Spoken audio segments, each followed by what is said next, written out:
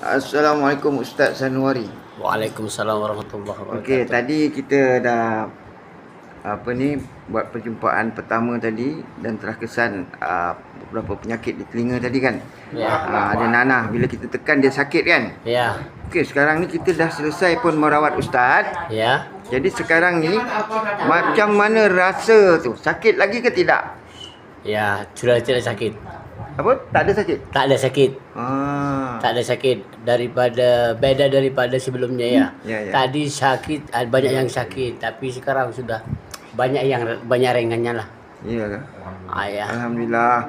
Harap-harap moga-moga sakit yang dah berapa lama sakit ni?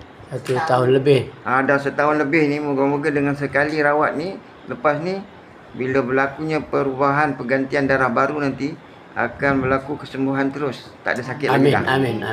Amin. Biasanya kan kalau pesakit-pesakit yang lepas, selalunya selepas dah lega, dalam masa 2-3 hari tu dia dah pulih. Maksudnya nanah tu dah kering, dah tak ada apa dah. Lepas tu kalau dia makan pula ulam-ulam, herba-herba yang pahit-pahit, memang selepas ni dia akan sembuh terus. Macam mana Ustaz? Ya, mudah-mudahan.